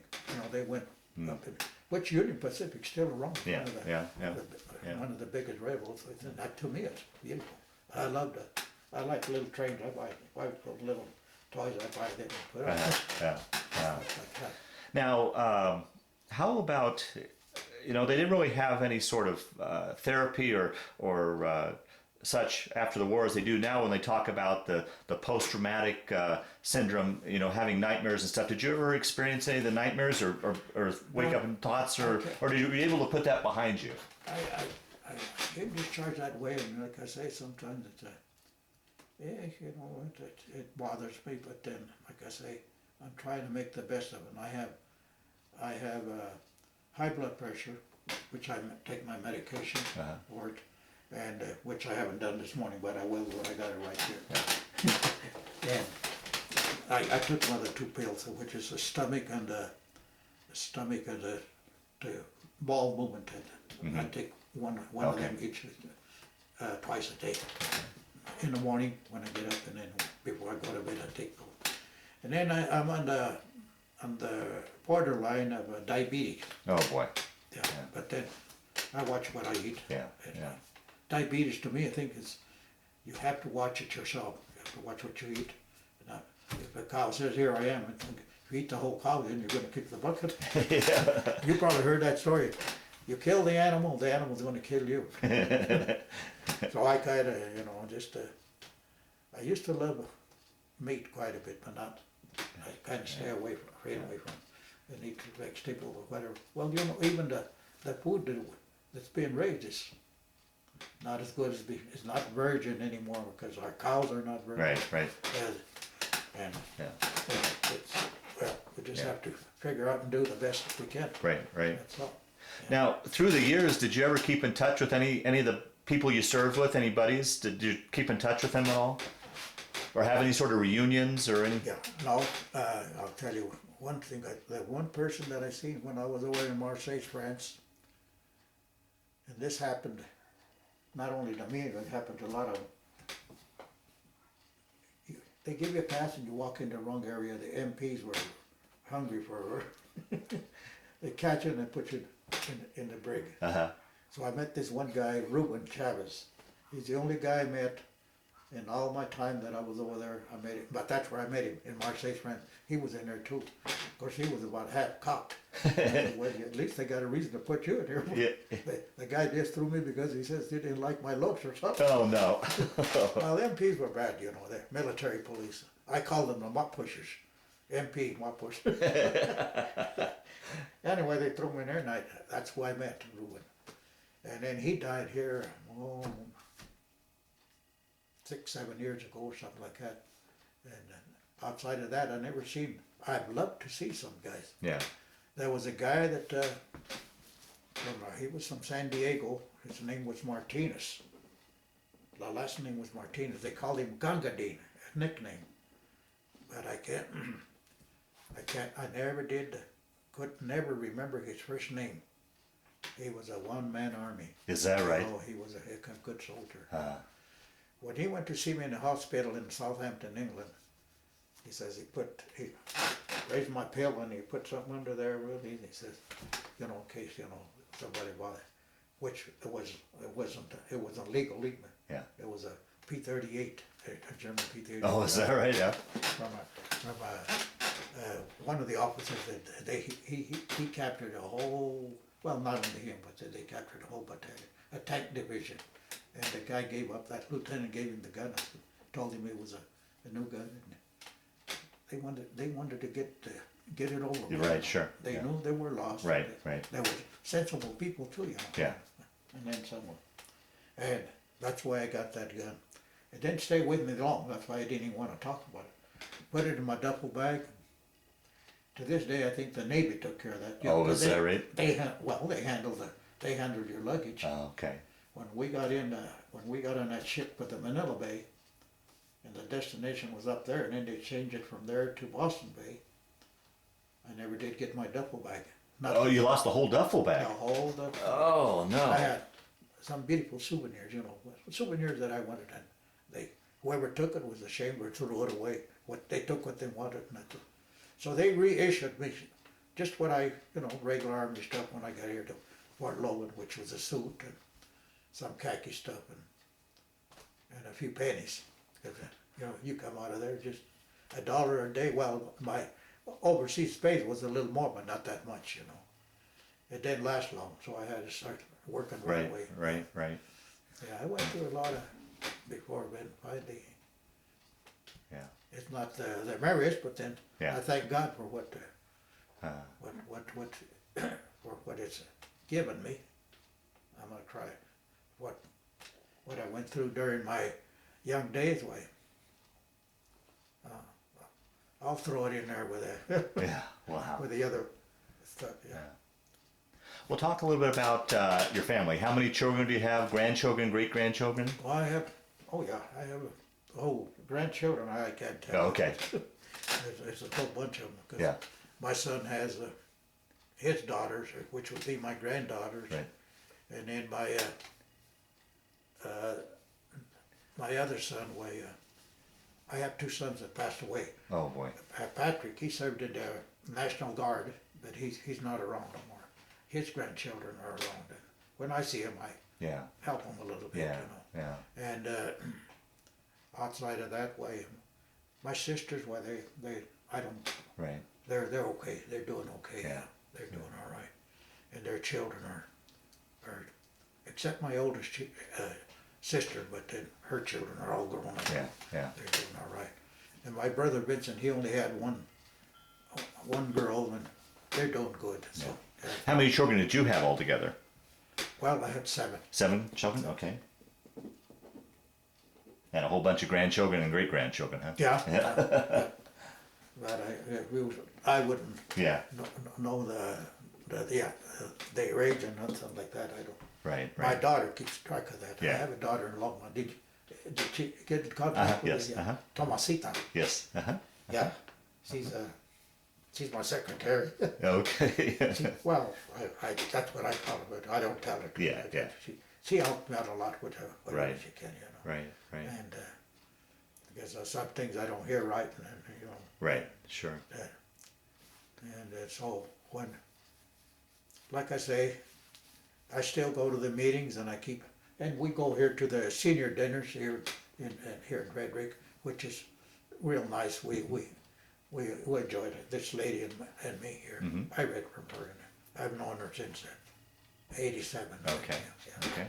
And she rented me a room here, so because when I come out of the service, well, Yeah. me and the missus separated, Okay. and then finally we divorced. Okay.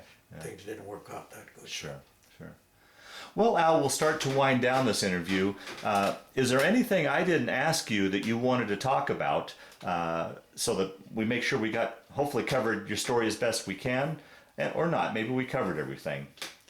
Well, the biggest part, like I say, I appreciate this to begin with you, with a person like you, that you got a heart to do that with old soldiers. I've talked to, I don't know, 5 years ago or something like that, to a young lady. She worked with a Times call in Longmont, but I don't remember her name. She took a little bit of a story from me, and she put it in the paper, but I don't know what else she done. Yeah. And there have been other people that asked me about, and I'm not, like you're doing, like my grandson, I want him to write all these things down so they can write a book, and then, you know, a lot of guys that come to the senior center or to where I go to the meetings, they make books and then they sell them. Okay. I don't Yeah. want to sell them, I just want them to know what. Know your story. Yeah. Yeah. Yeah. And this, like I mentioned, this guy Martinez, he was from San Diego. I don't know how. Maybe someday, one of these days, I'll go up there and look it up in the board and see what kind of information I get. He might have gotten killed over there. Oh, right. Because after he went to see me in the hospital, he kept on going through it just like I did, but he went with a different outfit. They split us up. Yeah. From the Yeah. 237 Combat Engineer, I went to the 554th, and I don't know where. We didn't have time to talk that much. You Right, talk right, real right. In a hurry, and Yeah. away you go, you know. And I never even took his address, his home, you know. So Yeah. those are the things that well, there's another guy that his name was Joseph. He had a Polish name. I call it Polish because he told me he was Polish, but I can't remember his last name. He wrote a book about the 237th in the time we were in the Army. He was selling it for $10. When I got to see him, I never got to see him after that. I should have taken whatever book, whatever parts he had in the book, but I didn't have the $10. Yeah, right. $10. Yeah, right. Sure. Yeah. So, but if I would ever run into like somebody that has a book that wrote from the 237 or something like that, I would buy it. Yeah, I don't care yeah. how much it's hard. I would buy it. Yeah. Then there was another guy by the name of Zacharias. He was Jewish, I think, Zacharias. Now he was a good friend of mine, but he'd carry his rifle hanging in there. He loved a camera. He loved to take pictures, you know. And at that time, the paper that he took pictures with was kind of this color. It was kind of yellowish. It Okay. was, you know, cheap paper that Yeah. he used. He made some pictures of him and I in battle, you know. Oh, wow. Sometimes he wouldn't even take his helmet off. That's how he was a brave man, I'd say, or stupid for not leaving his helmet off. And his name was Zacharias, and he soldiered with me. And there was another guy, but Thorgerson. He soldiered. Thorgerson was behind me. Zacharias was ahead of me, and I was in the middle. You know, alphabetical order. Oh, okay. Yeah. Yeah. And that's how come. But Zacharias was quite a guy. But like I say, that's all I can tell you about Yeah. him. Yeah. I don't know whether he made it back or not. You know? And another thing I want to mention to you, the 12th of September, I get to go to D.C. Oh, yes. Yeah, the honor You know flight. that? Oh, yeah, I'm a volunteer for that organization. I'm a volunteer for that organization. Oh. Yeah. It's a wonderful flight. You're going to have a wonderful trip. And well deserved, and it's too bad it's taken this long to put these trips together, but it'll be a wonderful trip. You'll enjoy that. Yes, very much. Yeah. You going up there too? Or you been there? I know, but I just help out here to get you guys there. Oh. I see. So I'll be picked up where to? We'll talk about it here in a minute, but we'll talk about it in a minute. Okay, here. okay. But one last question I like to ask when I end these interviews: how do you think your war experience affected your life, or changed your life, or played a role in your life, or was it just simply a chapter in your life that you went through? Do you think? Well, I think it made if they called me a man, I think they made a good man out of him. That's what I think. You know? Wow. Maybe the size of a person that I am, but in my heart, you know, I appreciate people like you, and people that treat me right. The ones that don't, Yeah. why? Likewise, I won't tell them, but likewise. Yeah. Don't like my look, I don't either. Yeah. Now, but that's a kind of I appreciate people, and like I say, and I love to run in. I like to be sociable with as much as I can. Yeah. Lots of things I don't. People that had schooling where they're way ahead of me, but then I listen to them. I like to listen to people so I can put something up in his noggin too. Yeah, that kind of things. Yeah, like I don't know. You seen that little Bronco? I'm fixing it up so I can take it to the parade. When a lot of people take their cars to the parade, November the 11th. If you ever come to Longmont to the parade, on November the 11th, we have it there in Longmont. Okay. I can only go with one, which is a DAV. I've been with a DAV longer than I have with a Purple Heart. Purple Heart, let me mention his name to you. Phil Williams. Does that sound any break any? He lives in Longmont. He's one of the first commanders for the Purple Heart. Now this other commander, I can't even think of his name. He's on the book in the magazine that we get, but he's a nice fellow. He don't say too much, but he doesn't have the experience that Phil Williams. Phil Williams served. I don't know what part of the country I think he served in the Pacific, but you know, everybody served and done their part. That's why I look at it. Right, absolutely. They done their part and it's Yeah. But now a lot of these soldiers that served during the Vietnam era, I give them a lot of credit because they're doing a lot of fighting for the VA, for the veterans. Oh, okay. You know, pension wise and other medic to get what you got coming. Right. a lot of guys kicked the bucket. And they didn't even, and they done a lot. Yeah. Oh, good. And a lot of the guys over there, a lot of guys that come back from that. I know a guy that, well, here's a guy up here, Evanson, and he's claimed to be a prisoner in up there where I was at in Europe, but I never can get him to go to the meetings or anything, so I don't know how good is it. Yeah. I'll give you his name. His name is Valdez. Okay. Valdez, but Adrian, I think is his name. But if he doesn't, if he's not interested, why not? Yeah. Well, Al, I want to thank you for sitting down to tell your story today, but more importantly, I want to thank you for your service to our country. Well, I thank you a million times for what you're doing. Because My honor. it perked my heart up. Good. And God bless you for that. Okay, Al, since we talked last, you'd said you'd remembered some additional stories you'd like to tell. Please go ahead and tell some your additional stories, please. Okay, to begin with, well, some of the pictures that you asked for, you know, my place burned down in 1974, and some of the stuff that I had accumulated, you know, was burned in there. So. Oh boy. Yeah, so my uniform and all of that stuff burned up. And then secondly, I forgot to mention to you when we were talking about that, there was a place that, as far as I remember, on the sign, Gettel's Leben. Leben means love, right? Mm-hmm. Gettel, what's it Gettel mean? I'm not sure. More, you know, that's what I recall, because that's been a long time. Sure. Oh, absolutely. 65 years ago.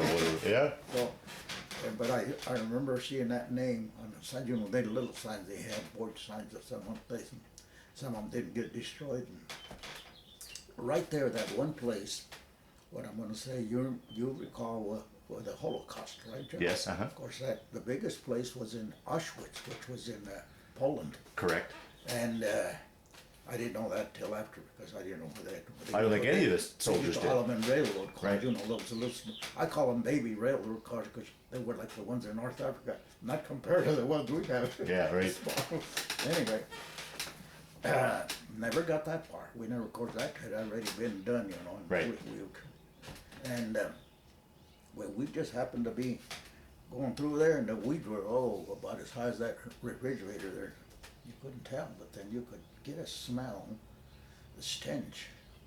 Where they had a big barn, kind of a reddish barn, old barn it looked like, and in there they had them all in there. Not all of them. Some of them had already. Who was in there? They were prisoners of some kind, Jewish mostly, I think. Okay. You know, they didn't get to talk to them, they couldn't talk. Yeah. They were half, 3/4 dead or something, you know. They were nothing but skeletons on them.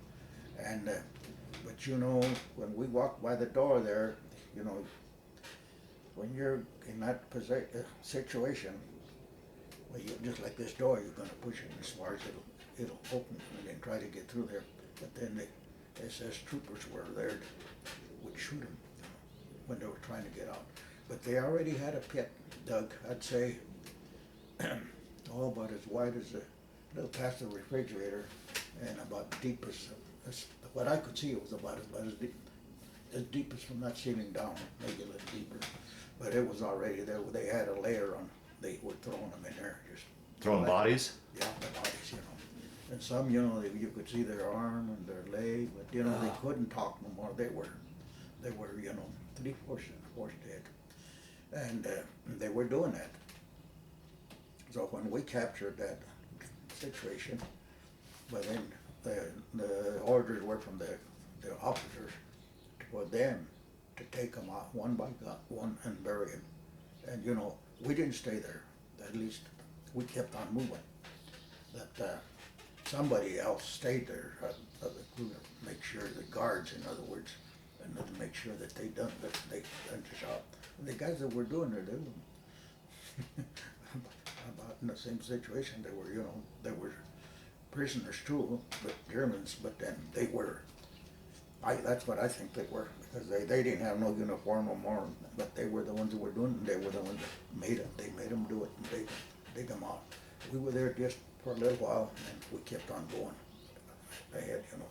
orders you to do something like that, and then somebody else takes care of Yeah. it. You know how that Right, more right. or less, you know. And so I just happened to remember, and I says maybe Brad will be glad to hear something like this. So let me recount this. And so you guys came across this barn, and the SS had surrounded it, and they had the prisoners. Well, I presume it was SS troopers, oh, what the meanest people. Right, yeah. They had SSers, and there was another group, I can't remember the name. Because I remember later on, or somewhere in that area, I picked up a bayonet with a swastika on it. Ooh. You know, but Uh-huh. then I stuck that for a souvenir. But of course, you know, easy come, easy goes. Yeah. Never did get to bring it. Like I say, all my Duffel bag bag. got lost. Duffel bag got lost. All of that stuff was in there, you know. Anyway, So they kept these prisoners in the barn, and as the prisoners tried to escape, they would shoot them. tried to escape. They Yeah. pushed, you know how a barn opens with like, Yeah. and then when they could push it, so many of them would push it, you know, with their bodies. And then when their face would show, they'd shoot them, you know. And you could not tell that they were so full of, they had already set that on fire. Oh, so they'd set the barn on fire with all these. Oh my. At the time we got there, it wasn't on fire, no. Yeah. But it was all smoked up and, you know, it was sunk and wet. But there's, you know, the black soot from the burning stuff, which was straw, some of it. Yeah. And whatever else they put in there for them. And to peek inside, I did peek. Some guys you couldn't do that because the guys were, you know, it was dangerous to do. You didn't know who was right in there. Right. So they allowed you to see things like that, but they didn't allow us to open the door and, Yeah, you know, and yeah. this and that. And then, but then from the officers, what they gave the orders to do that, well then we kept on going. But there was a barn there, but the weeds were so high that, you know, it was kind of a hidden place, you know. And then the trench was dug in there. I remember the barn was over here, and the trench was over here. And from there, they carried the body through in there. But after that, we captured that. That's what I call it. Yeah. Captured. They had them, made them take them out. Oh boy. All the horrors of war that you saw, that must have been an awful thing to come across. Oh yeah, the stench was so Stench, horrible. yeah. You could go eat the next day, or even you took a bath and you washed all your clothes. You come to either your mash, that smell was right there. Of course, we didn't touch anything. Yeah, right. Yeah, yeah, I didn't. I don't. yeah, yeah. I mean, there's nothing. I mean, I laugh that way, but then that doesn't mean, you know, it's just nothing. It's horrible. You know. Well, now, all through the years after that, with all the awful things that you saw, were you able to put that out of your mind, or do you at times Well, dream about that, or is it Off for a while, and then, you know, so then eventually it would go off. Like here that day that you and I was talking, I said, well, I told my daughter, I says, you know, I forgot some things to do. That's you got to call. You want me? I said, no, I don't call you. But she got us going, called you right away. And I said, well, okay. And that, and then that you said you wanted a picture of my uniform, me in uniform. Yeah. Well, that burned too. And That's my, you know, pictures and stuff like that. This is, let me explain this one here. This is a close-up. Now that's a field jacket that we had in combat during Eisenhower jacket, they call it. Okay, uh-huh. Eisenhower, that was the field jacket.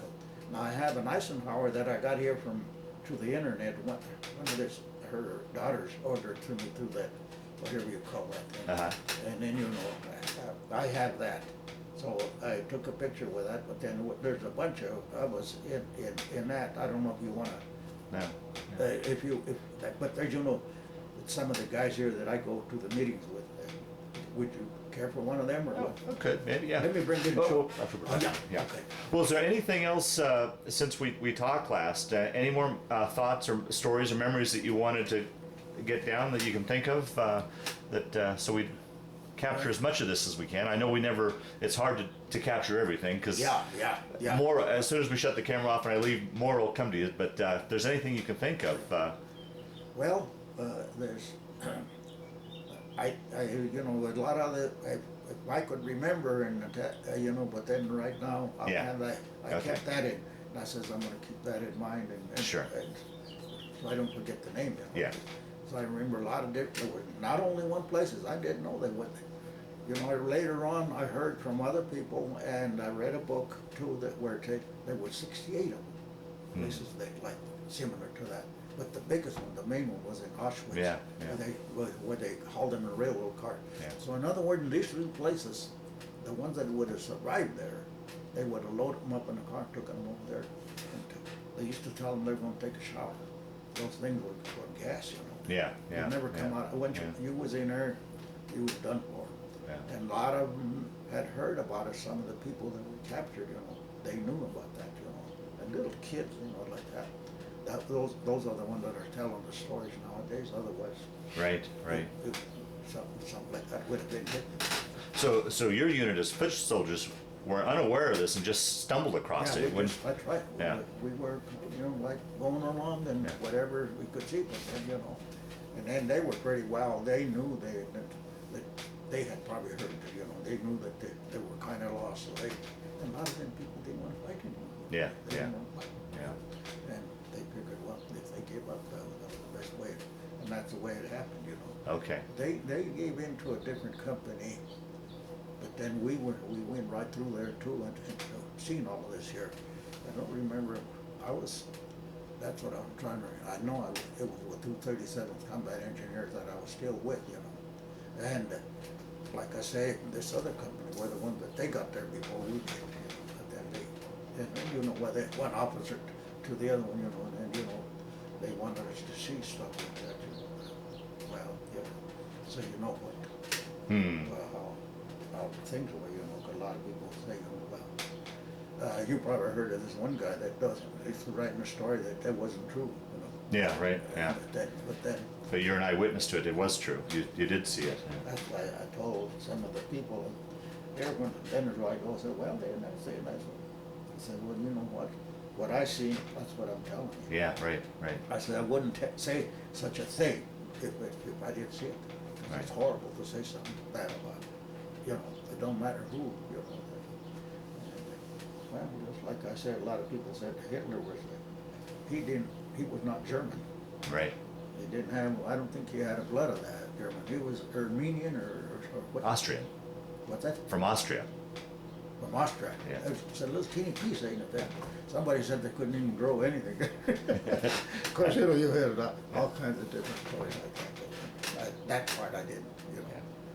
Yeah. But I do know that he was a corporal in World War I. Right. From there, he rised up, he met up with the bad guys, with the bad generals, with the bad people, and that's the way I face it. Yeah. Because General Erwin Rommel, he was a very brilliant man. Like I Right, say, I'll say right. that anytime. I don't care who. Or, you know, tell him, but then it's the war's over with, but that's true. He's the one that he studied and made all those, like in the beaches, Right. you know, up there Yeah. in Normandy.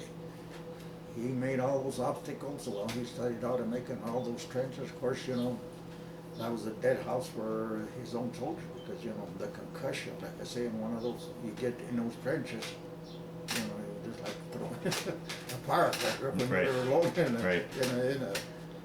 those shells were more powerful. And then the Navy shelled a lot of those, you know, so a lot of those guys would come out there like, I seen one little bit of that after we went through there, but then not too much. Now, did you ever, as you were moving from the beach and followed the war to Germany, did you ever come under any sort of mortar attack or shelling attack? Were you on the other side of that? And what was that like to be? Well, everything was flying by bullets and Jeez. of course, you know, like I say, if you didn't see them, if you'd hear them, you were all right. Yeah. But the one you never heard, that was the one that had your name. Oh boy. But there was guys, like I told you before, I think, laying around just like, you know, when every tide of water would come, you know, it brings in like sticks and stuff like that, you know. But these were human beings, you know, Oh boy. on both sides. Well, mostly ours, you know, like during D-Day. That's during D-Day. After that, it was different. Yeah, yeah. It was mixed up. Yeah. And like when they flooded those fields, they done it on purpose. Right, right. And they made those holes, and then all of a sudden you disappear. And you had a full pack on, a heavy pack on. But then and your rifle, just lay your hands out and do. That's what I done one time. And I said, well, if I go, of course, a big person, a great big person could have probably went through one of them and got out real easy. But then, well, it was bad for everybody. The bigger the person, the more target you was too. That I look at it that now after I said, well, some of these guys, it just happened that way, that they were in the way of that bullet or the firing. But I can't give you no name for that flooded place because I don't remember. Right, it. sure. Yeah. It was pretty well destroyed. Yeah. And everybody was excited pretty much willing to get out of there, Yeah, right. And keep on going. Right. Keep on going. Yeah. And it was hot. And then how much sooner after you went off the beach and then went through these flooded fields, how much sooner after that were you injured? Do you remember? Was it hours, days? That's what I wish I could. Oh, okay. Yeah. Like I say, that's the way I tell you. I went through D-Day, through all them little places that I can remember the names of them. Yeah. But then I know it was Carentan, C-A-R-E-N-T-A-N. Like I say, I think that's what it's spelled in. I seen it one time, and you acquainted a little bit with Longmont. Uh-huh. There used to be the guy that I talked to a long time ago, of course he messed up and was a Dennis Abbey. Have you ever heard his name? I think he was a lieutenant during the very beginning of Korea or Vietnam. And I think his father was a soldier too, but I don't remember too much. Anyway, he done something wrong and and now there, Jim Moore's in the Longmont office. Of course, Jim Moore never served in the service. Karen, her name at one time was Karen Hart, but I think she married at 2 different times. Okay. I think it's Townsend, her name. She's a real nice person. She learned, well, she used to be Dennis Abbey's secretary, and she does a lot of good things for the veterans. Well, let me ask you too. I don't know if I asked you that when we sat down the first time. Do you still have any recurring problems with the injuries you suffered there? Does anything still bother you at all, or? Well, yes, in a way, and then lots of times when I remember, sometimes I think by having a dream, boy, I wake up and then what's going on? And I look around, am I in the right place? So you still have flashbacks at times? Wow. Yeah. Some days and sometimes, it's just the way I don't know if I'm tired or something. Yeah. I don't know what. Anyway, like, they never did tell me how bad that injury was, but one doctor said, because I went as far as Cheyenne sometimes, there was the good doctors over there, of course, some here too, but there's a lot more people here than there is in Cheyenne. Yeah. And this one doctor said, well, that he said something, because I asked him, what's the so bad in her? Some little bone in there that we have that he gave it a name, but I should have written it down. Yeah. That's what it's in this here, right here. And this is here that, well, you can tell these little ball here where they. Right. And some here it cut right through there. I forgot to tell you, I'm going to tell you now that I'm remembering that. My helmet, I had it in the duffel bag. It took up a piece of that. It's like when you ever make cracklings out of a pig skin? Well, to knurl it up like that. And well, of course the shell, that's plastic, that was no harm to it. But it, in a way, it saved a little bit, even that little bit of plastic, hard plastic, means a lot when it comes to a blow like wow. that. And another thing, the sergeant was there after we went through, but we had to go within a week. They killed the machine gun crew, so we took over the machine. That's when we got, they zeroed them. Their motors were, I forget how much, they were bigger than ours. As far as the stuff being made, it was tinnier, because after we went through, I seen a lot of them, they were real tinny, but they done their job. Yeah, right. and ours were 88, not 88s, Well, we had 88s, but then we had other ones that I forget the mortar we had, but they were, yeah, about. 105s? Yeah. A 105? No, the mortar. Oh, okay, all right, The yeah. mortar, yeah. No, we run into a lot of things. That was one thing when you was in there and your gun, your rifle, whatever, not the gun, the rifle, it didn't function. You pick up another one, you had it. That's why then I remember I said, he was a corporal. I don't remember his name. Oh, he lectured me this way and this and that. How to disassemble and assemble it real quick. Then I had two guys in Little Rock, Arkansas. They were good, real good guys. They were about your size. They were real good guys. They were trained to train the people in there. You know, the basic training.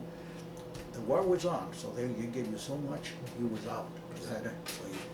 They tell you, well, you better learn because you might need it sometime, which it happened that way.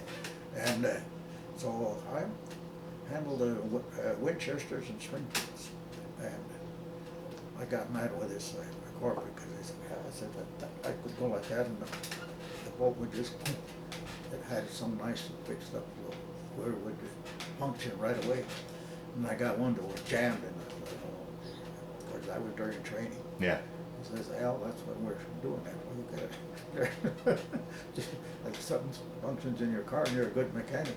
Yeah. Work out. So, Yeah. so that's the way it was, but you pick up what was it. When I was wounded, I'll go back to right there in that place. This is the machine gun. And we were there and we had choice of all kinds of arms laying around there. But there, when we got hit there, the sergeant Montgomery, he got killed. And I went up there, because I got up to the stretcher. The medics got kind of little people. By the way, I remember his name, Beckelman. The first name I can't remember his last name, Beckelman. He was a wonderful person. For not only me, but for all of us. But we had him ever since Camp Carson, here in Colorado. Well, I call it Colorado Springs, which is it is. And he was a wonderful person. Everybody liked him, Because there were some medics that, just like anybody else, apparently, some people liked that one person. Yeah. And like I say, that's I had my helmet for that reason, to bring it back and show it. But Lost that as well. that hurt me more than the rest of that. Oh, sure. I said, whoever got it, threw it away, didn't know what the meaning of it, And that's why those kind of things I told matter of fact, I told my daughter very little something. She starts crying and stuff like that. So, Yeah. Well, let me ask you, Al.